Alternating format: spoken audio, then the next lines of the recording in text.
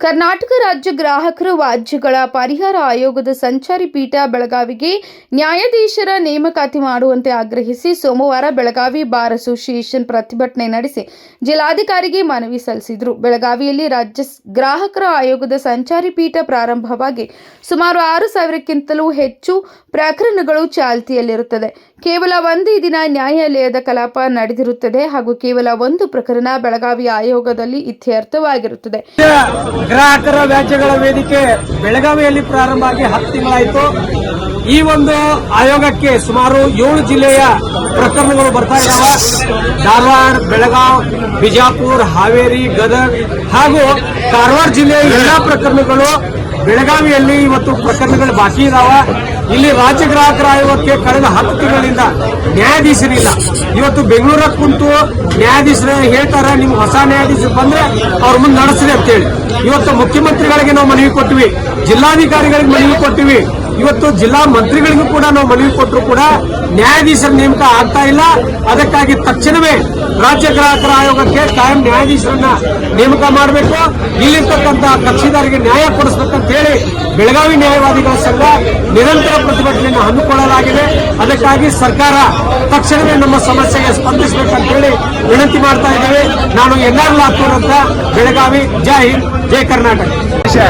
ಕರ್ನಾಟಕ ರಾಜ್ಯ ಗ್ರಾಹಕರ ಆಯೋಗದ ನ್ಯಾಯಾಧೀಶರ ನೇಮಕ ಆಗ್ತಾ ಇಲ್ಲ.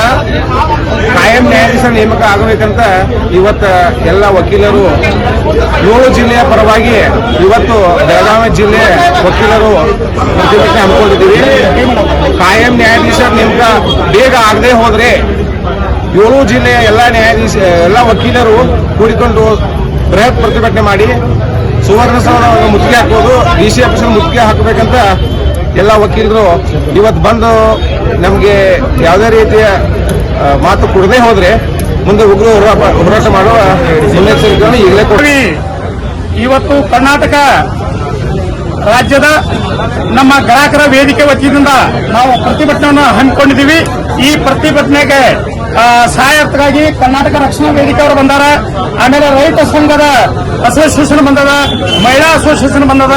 ಅದಕ್ಕಾಗಿ ದಯಮಾಡಿ 10 ತಿಂಗಳಾದ ಸ್ವಾಮಿ ನಾವು ಗ್ರಾಹಕರ ವೇದಿಕೆಯನ್ನು ಚಾಲು ಮಾಡಿ 10 ತಿಂಗಳಾದ್ರೂ ಅದಕ್ಕೆ ಬಾಡಿಗೆ ಯಾಕೆ ಕೊಡ್ತಾ ಇದ್ದೀರಿ? ನಮ್ಮ ಕರ್ನಾಟಕ ಸರ್ಕಾರದ ಬಾಕ್ಸ್ ಯಾಕೆ ಖುಲ್ಲಾ ಮಾಡ್ತಾ ಇದ್ದೀರಿ? ಅದಕ್ಕೆ ದಯಮಾಡಿ ಅದಕ್ಕೆ ಅಲ್ಲಿ ಅಧ್ಯಕ್ಷರಿಲ್ಲ, 10 ತಿಂಗಳಾದ್ರೂ ಅಧ್ಯಕ್ಷರಿಲ್ಲ. ಸ್ಟಾಫ್ ಕೊಟ್ಟಿರಿ, ಫರ್ನಿಚರ್ ಕೊಟ್ಟಿರಿ, ಆಫೀಸ್ ಕೊಟ್ಟಿರಿ, ಅದಕ್ಕೆ ಏನಕ್ಕೆ ಉಪಯೋಗ? ಅದಕ್ಕಾಗಿ ಹಿಂಗವಾದ್ರೆ ಈ ಬರ್ತಕ್ಕಂಥ ಕಾಲಮಾನದಲ್ಲಿ ಇದು ನಮ್ಮ ಎಲ್ಲ ಉತ್ತರ ಕರ್ನಾಟಕದಿಂದ ವಕೀಲರೆಲ್ಲ ಉಗ್ರ ಹೋರಾಟ ಮಾಡಬೇಕಂತ ಹೇಳಿ ನಾ ಕೇಳ್ಕೊತೀನಿ. ಈಗಾಗಲೇ ತಿಂಗಳು ಕಳೆದರೂ ನ್ಯಾಯಾಧೀಶರ ಕೊರತೆಯಿಂದ ಕಲಾಪಗಳು ನಡೆಯುತ್ತಿಲ್ಲ ಎಂದು ದೂರಿದ್ದಾರೆ.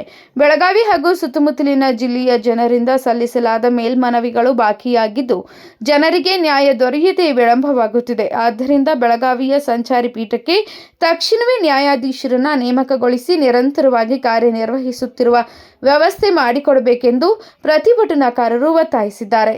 ಸಂಕಲ್ಪ KMM ನ್ಯೂಸ್ ಬೆಳಗಾವಿ.